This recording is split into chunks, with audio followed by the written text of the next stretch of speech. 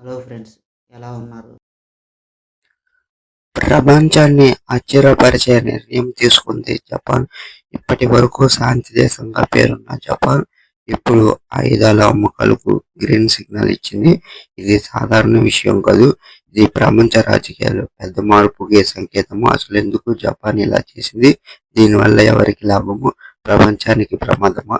ఈ వీడియోలో పూర్తిగా తెలుసుకుందాము. జపాన్ గురించి ఒక ముఖ్యమైన విషయం తెలుసుకోవాలి. రెండవ ప్రపంచ యుద్ధం తర్వాత, వరల్డ్ వార్ తర్వాత జపాన్ ఒక ప్రత్యేకమైన శాంతి విధానము, పాసిఫిస్ట్ పాలసీ తీసుకుంది. వారి రాజ్యాంగం ప్రకారము యుద్ధం చేయకూడదు, అలానే ఆయుధాలు ఉపయోగించకూడదు. అందుకే జపాన్ చాలా సంవత్సరాల పాటు ఆయుధాల ఎగుమతిని పూర్తిగా నిషేధించింది. ఇప్పుడు పరిస్థితులు పూర్తిగా మారాయి. జపాన్ చుట్టూ ఉన్న దేశాలు చైనా, నార్త్ కొరియా, వీటి నుంచి పెరుగుతున్న సైనిక బెదిరింపులు జపాన్ ఆలోచింపజేశాయి. అందుకే ఇప్పుడు ప్రభుత్వము ఆయుధాల ఎగుమతిపై ఉన్న పరిమితులను తీసేసింది. ఇంక నుంచి ఫైటర్ జెట్స్, మిసైల్స్, డ్రోన్లు, యుద్ధ నౌకలు కూడా అమ్మొచ్చు. గవర్నమెంట్ డిసిషన్ ఈ కీలక నిర్ణయం తీసుకుంది. ప్రధాన మంత్రి సనాయి టకాచి ప్రభుత్వము. ఆమె చెప్పింది ఏమిటంటే, ఇప్పటి ప్రపంచంలో ఏ ఒక్క దేశము ఒంటరిగా రక్షణ పొందలేమంటే మిత్ర దేశాలతో కలిసి పనిచేయాలి. జపాన్ రక్షణ వ్యవస్థను బలోపేతం చేయాలి. ఇది జపాన్ డిఫెన్స్ ఇండస్ట్రీ కూడా పెద్ద బూస్ట్ అవుతుంది. ఈ నిర్ణయంపై ప్రపంచ దేశాల స్పందన ఆసక్తికరంగా ఉంది. యునైటెడ్ స్టేట్స్, అలానే ఆస్ట్రేలియా, వీటిలాంటి దేశాలు అనేది జపాన్ నిర్ణయాన్ని స్వాగతించాయి. అవి చెబుతుంది ఏమిటంటే, ఇది ప్రాంతీయ భద్రతను పెంచుతుంది.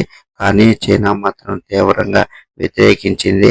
చైనా ఇలా అంటుంది, ఇది కొత్త మిలిటరీజం వైపు అడుగు. జపాన్ లోపల కూడా ఈ నిర్ణయంపై భారీ చర్చ జరుగుతుంది.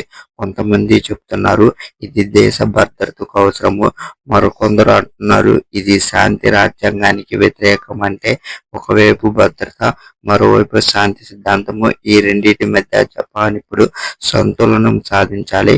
అలానే మనకి ఈ నిర్ణయంపై ప్రపంచంపై ప్రభావం ఏమిటి? ఆయుధాల ఎగుమతి మార్కెట్ అనేది పెరుగుతుంది. దేశాల మధ్య పోటీ పెరుగుతుంది. కొత్త మిత్ర బంధాలు ఏర్పడతాయి. కానీ ఒక ప్రమాదం కూడా ఉంది.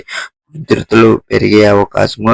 అంటే ఇది శాంతి కోసం తీసుకున్న నిర్ణయమా, లేక కొత్త సమస్యలకు ఆరంభం అనేది మనము తర్వాత చూస్తాం. అలానే జపాన్ తీసుకున్న నిర్ణయము ప్రపంచ రాజకీయాల్లో పెద్ద మలుపు. ఇది భవిష్యత్తులో ఎలా ప్రభావం చూపుతుందో అనేది కూడా మనం చూడాలి. మీ అభిప్రాయం ఏమిటి?